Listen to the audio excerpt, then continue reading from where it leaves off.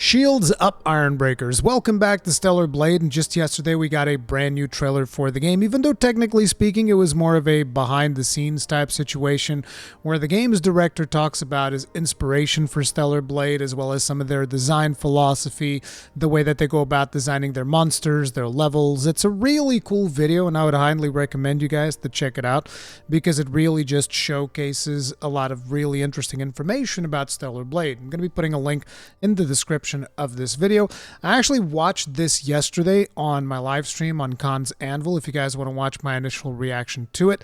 I was initially going to crop up that piece of the live stream and just post it on the channel, but unfortunately this video uses copyrighted tracks and therefore the audio probably got a little bit mangled because of copyright claims, stuff like that. But fundamentally this is something that you guys should check out. It is really cool, new information about Stellar Blade, and I figured since I was doing a video talking about this, I was going to go over some more information that I've noticed over the last couple of days. Like, there's some very impressive stuff happening around Stellar Blade, particularly with the release of the demo. Now, when the demo for Stellar Blade got released, one of the things that surprised me is that there's quite a lot more to this game than just the appearance of the female character, which is basically what most people are talking about. The game is actually doing some really interesting stuff from a combat standpoint. We have inspirations potentially from Sekiro. There's definitely inspirations from Nier Automata in there. It's very easy to see, even from the soundtrack alone, but also from the way that the game plays and all of that stuff. There's a lot of inspirations from a lot of titles that I personally like, and the gameplay was also very solid, particularly when I got to fight the boss, because there's this thing where you go through a level and you fight a couple of enemies, and there's like a mini boss at the end, and then they let you go and fight a more advanced boss with more moves available, and you know, they show off some more of the outfits for the character and whatnot, and it's actually looking very, very interesting. But there's also this article that was posted in Game World Observer where they're saying that Stellar Blade demo hit 690,000 daily active players, almost doubled that of Final Fantasy VII Rebirth, which shows that there is definitely a lot of people that are interested in this game. And I know that there's also this whole thing about how there's some controversy around Stellar Blade because of the, you know, social commentary around the gaming landscape right now and all of that jazz. But that, I feel like that is not enough to generate a player base of 690,000 daily active players, which means if you consider that this is just like daily active players over the course of a week, this number is significantly larger, and it's going to, you know, it seems like the game is looking like it's going to be somewhat successful, which is pretty cool because, like I said, from what I've played in the demo, I know that if you guys watch that live stream, there's frustration there because there's always frustration when it comes to Souls-like games because I don't really filter myself when it comes to the live streams. But I actually really enjoyed when I fought that boss with more abilities and stuff like that, and I thought that the combat has a lot of potential, which is pretty cool. But in here we have Ampere Analysis has looked up the performance of the recently released Stellar Blade demo. It appears that Shift-Up's upcoming surpassed the demo of another PlayStation 5 exclusive, Final Fantasy VII Rebirth, in terms of daily active users. According to Ampere Analysis, the Stellar Blade demo launched on March 29th, peaked at 690,000 daily active users. This is much higher than the demo for Final Fantasy VII Rebirth, which had a peak daily active users of 380,000. Since its global launch, Square Enix RPG has increased its number of daily active players by 251% to 2.21 million. According to analysts' projections, Stellar Blade could surpass the 4 million daily active users after its release. However, Ampere noted that the conversion rate could be lower because it is a brand new IP rather than an established franchise like Final Fantasy. Not to mention there's a lot of controversy around the game, like I've already mentioned, and that tends to kind of like balloon the numbers a little bit. But I still don't think that speaks for everything that is happening around Stellar Blade because, like I said, after you test out the demo for yourself, you will see that there's more to this game than just the controversy that people are talking about nowadays. Shift-Up hasn't publicly disclosed the number of users who tried the demo, but noted that some people have already played it for over 50 hours. I would not recommend this. As someone who does this whenever a Monster Hunter demo comes out, I'll usually easily spend like 100 hours on it, but that's because I'm also creating content, right? But like, you're going to feel a little bit of burnout if you're spending 50 hours playing the demo of a game. To enjoy the main game properly, though, please go easy on the demo. 50 plus hours of demo play. We're scared, the studio recently wrote. Earlier this month, the South Korean development also released its 2023 financial statement, reporting $125 million in revenue, plus 154% year over year, and 82.4 million in operating profit, plus 516%. Thanks to the success of its biggest hit mobile gacha game, Goddess of Victory Nikkei. This is the one where their butt cheeks kind of like jiggle when they're firing guns. You've probably seen some of this stuff online because, people meme on it all the time. The company is also preparing to list its shares on the Korea Stock Exchange, with some analysts expecting its valuation to reach $2.3 billion after going public. Stellar Blade will come out on April 26th. It'll be Shift Up's first major foray into the console market. And this is where I actually go back to this video that they released yesterday, because they really go in depth as to why this was the game's director vision. This is a game that he's been wanting to make for quite some time, and they're kind of like going against the stream here, because in most Asian countries, but particularly in South Korea, most of the gaming market there is mobile, because people are always on the move, they play games on their phones, it's just the way that it is. But he was like, but I wanted to make a console game, and people called me crazy. So this guy's like risking it all, and the really cool thing about it is that he's risking it all, and he's making a brand new IP in the form of Stellar Blade, which is really cool. I really like when, companies actually take chances. Another important thing that I forgot to bring up an article for, but this has been confirmed, is that this game is not going to have microtransactions, with one exception that the developer has mentioned, and that is that if he does collaborations in the future, they might charge for the outfits for those collaborations. But, the game itself is going to have a bunch of outfits. As a matter of fact, they showed this in the demo. If you actually try out, after you finish the demo, you can go and you try out that boss mode that I was talking about. In that mode, you can choose from like 3 or 4 different outfits for Eve, and you can see those are going to be the ones that are going to be available in-game, and I'm assuming even more than the ones that they show there. So it's like you're going to be able to unlock these by just playing the game. These are not going to be microtransactions, which is pretty cool. And it just shows you that, like, in a market where every publisher is constantly complaining about how, we need to put in these microtransactions because of reasons. It needs to be done. We can't do things any other way. There are people that step up and like, no, not really. We can make the game, no microtransactions, and we can make a console game that's a full-fledged experience from the get-go, and we don't need to nickel and dime your ass for every little bit of content that we produce, which is really cool. Now, another thing that I noticed is that just yesterday they released a brand new interview over on IGN.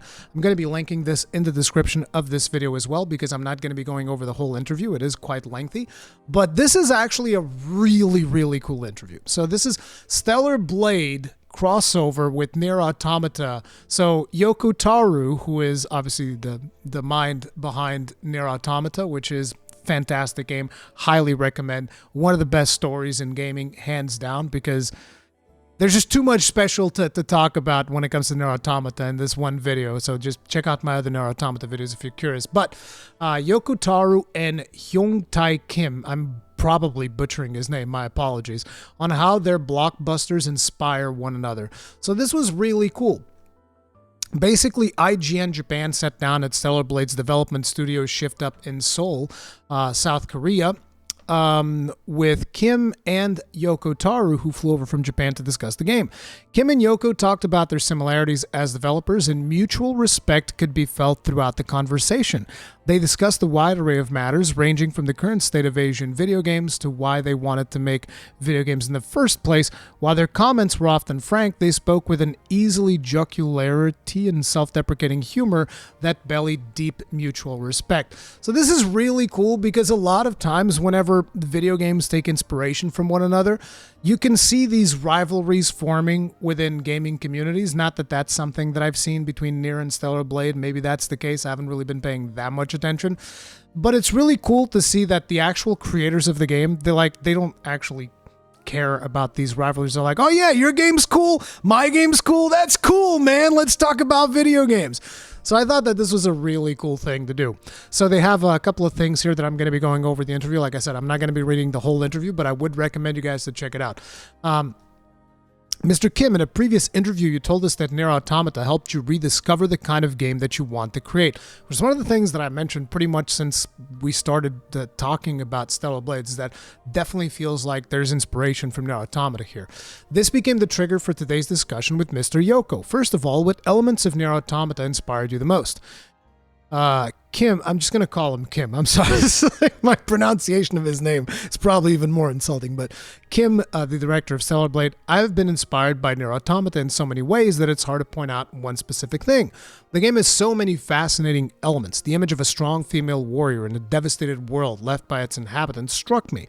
I was also inspired by the quality of the story. Yeah, like I said, the story of Nier Automata is just something else. I enjoyed playing the game so much, and of course, I saw all the endings. However, since Mr. Yoko's talent as a storyteller is exceptional, I can't do anything similar. Besides, the bigger plot and structure, Stellar Blade's story is different from Nier Automata. When I first saw Nier Automata, it really inspired me in many ways, including the gameplay. Mr. Yoko, since you were kind enough to come over today, do I understand correctly that you approve of a game that is so highly inspired by your work? This is Yoko's response. Stellar Blade is a really amazing game. I'd say it's much better than Nier Automata. I've been acquainted with Mr. Kim's work since Magna Carta, Tears of Blood. Not familiar with this one. Your illustrations are of a very high quality. Magna Carta, Tears of Blood came out before Drakengard, the first game I directed. So while I'm the older one, to me, in this industry, you're my senior. So a very important thing to mention here is, I don't know how many people are familiar with Japanese customs, but fundamentally, and even just like Japanese mannerisms as a whole, which I'm not saying that I'm an expert, but usually Japanese individuals strike me as very modest. So they're not super confrontational, and they'll very quickly give praise to something that they like. I feel like this is one of the reasons why Yoko Taro is just like, oh yeah, your game's better than mine. That's the context. Even though I've already seen that a lot of people are running with the headline, Yoko Taro says objectively Nier Automata that Stellar Blade is better than Nier Automata. I don't think that's necessarily the context for this. It just means like, oh yeah, my game's cool, your game's even cooler, it's amazing. A lot of people are going to take the wrong conclusion from this interview, and I would just like to point that out ahead of time, at least from my personal impressions from what I've read of the interview up until this point. So one of the things a little bit further here is they were talking about the different characters, the protagonists, to be and all of that stuff. But Kim here says, I guess I would get in trouble if I agreed with that statement. The statement was, just a matter of taste. Stellar Blade's protagonist, Eve, is really appealing too. Your art style really appeals to a Japanese audience when talking about Nier Automata. Stellar Blade's graphics, settings, and character are really a style I think Japanese gamers love. If you were to show someone that has no prior knowledge Nier Automata and Stellar Blade, I think almost all of them would pick Stellar Blade. A white-haired character like 2B is not as conventional. I'm not sure that would be the case, but yeah. Kim says, I guess I would get in trouble if I agree with that statement. Seriously though, for me, Nier Automata is like an inviolable holy grace. The visuals and story are so special that it's simply not possible to imitate. Stellar Blade is Shift Up's first console title. Please see us as a cute new kid on the block. Now, IGN Japan here asks Mr. Yoko, how did you come up with such an unconventional character as 2B?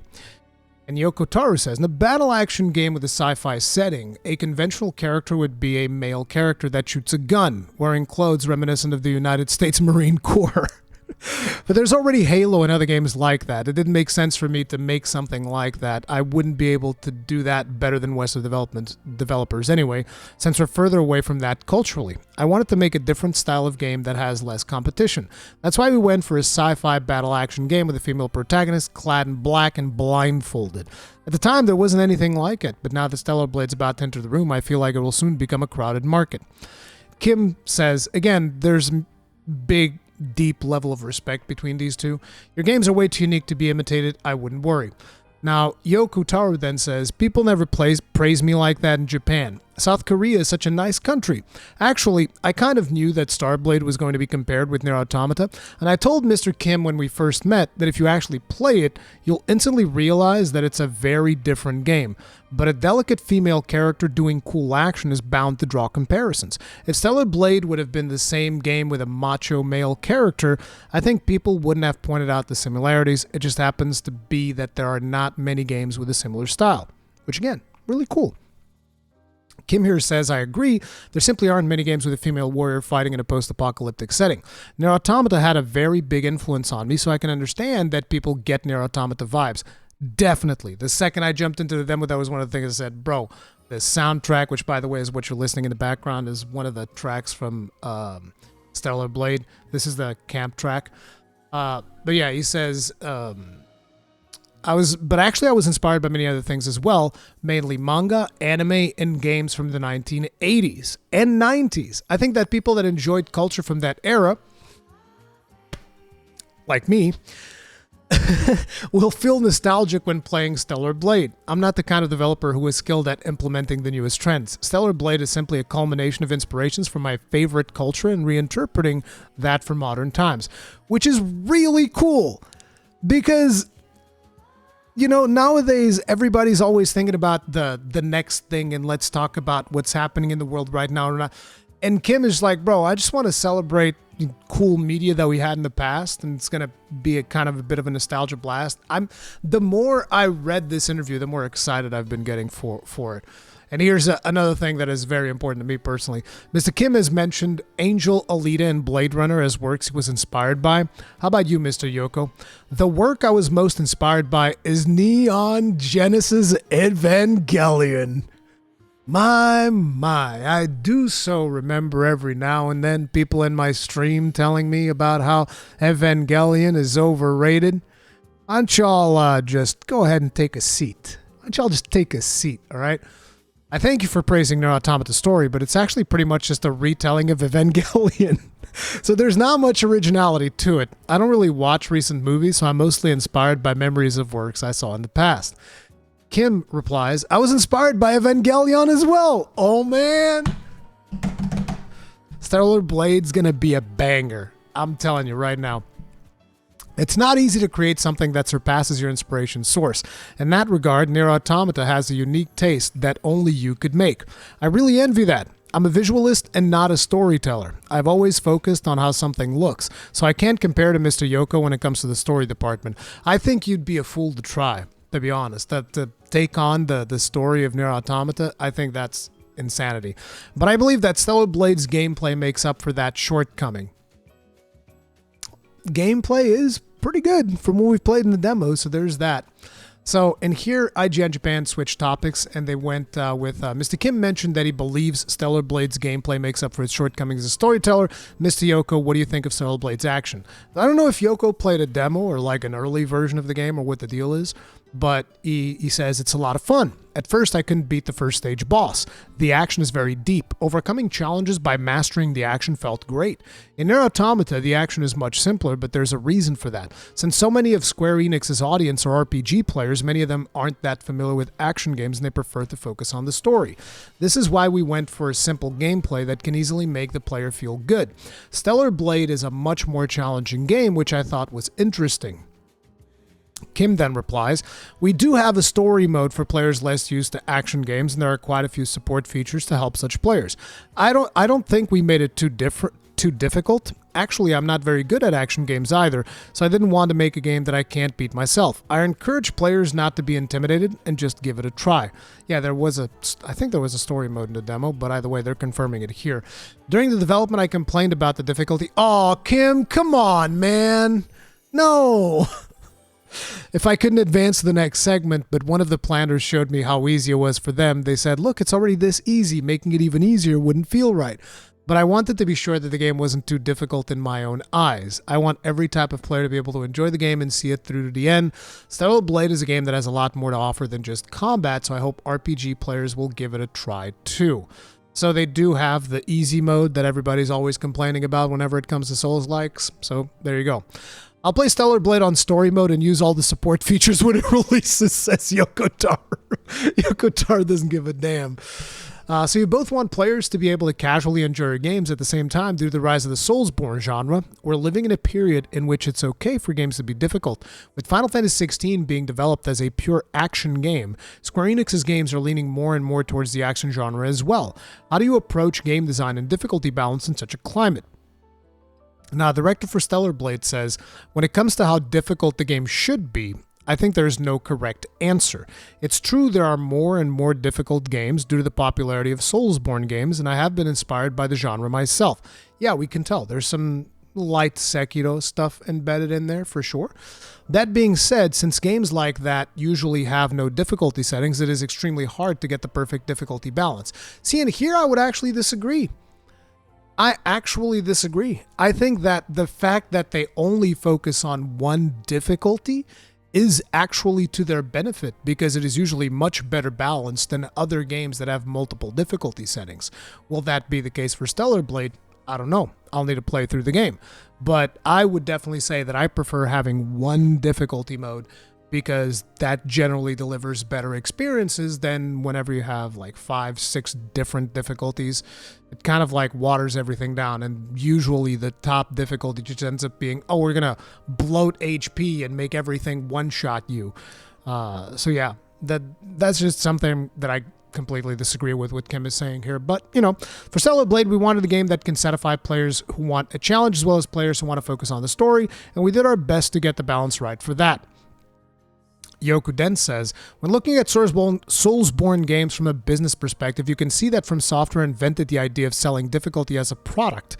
Until then, it was the trend to make things more casual and stress-free, but they made stress in itself a product. However, since this is Hidetaka Miyazaki's invention, I don't see any reason to try to copy that. I would rather invent something different instead.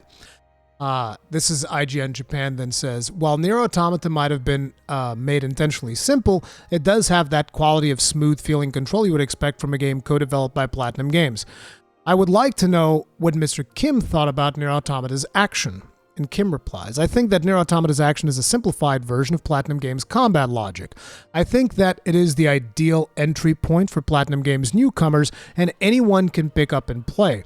I think that after playing Nier Automata, many gamers got hooked on their stylish action. Oh, sorry. Am I sounding like a commercial for Platinum Games right now? Bayonetta 2 is one of my favorite games of all time, so I really want players to discover their games. Yeah, we can see a little bit of Bayonetta in Stellar Blade as well, I feel like. Then we have, are there any parts in Stellar Blade that you think Japanese developers wouldn't have been able to come up with? And Yoko Taro actually has an interesting response. I wouldn't say we're not able to come up with it, but we can't keep up with the level of technology anymore. Stellar Blade is of a really high technological level to the extent that I'm looking forward to seeing how Western gamers will react to it. This is interesting because this almost implies that he knows more than what is in the demo, I feel like. Nier Automata's camera was from a pretty far-off angle, and it wasn't of the same standard as high-profile Western games. In that regard, I think that Stellar Blade has crossed a big barrier. The quality of not just the characters, but also the environments is also on par with Western games. I'm honored to hear that you were inspired by Nier Automata when creating Stellar Blade, but I hope in the future we can see Western games inspired by Stellar Blade. Another thing that they don't talk about here that I think is really important is the quality of animations that we have in Stellar Blade. Like some of those crazy executions that we get to see in the demo are insane. Like whenever you break the gauge of the boss and you get to do like whatever the execution move is, and she just like starts jumping up and carving him up, and I was like, damn, I'm all about that. I loved it. That was really cool. Kim then says, I'm very flattered to hear that, but I believe that the quality of Japanese games is still top class. Japanese developers know how to differentiate themselves from their Western counterparts. I think that Nier Automata is so beloved throughout the world for the very reason of it being different from Western games. And yeah, that's pretty much all I wanted to bring up from the interview. Like I said, there's plenty of more information in there I would recommend you guys to check out for yourselves. But yeah, I'm pretty excited about Stellar Blade. How about you guys? You guys hyped up? Let me know in the comment section down below.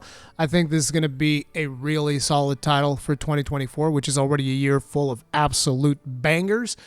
And yeah, I can't wait to jump in. Thank you all very much for watching. I'll see you guys in the next one. Stay strong, stay safe. Peace out.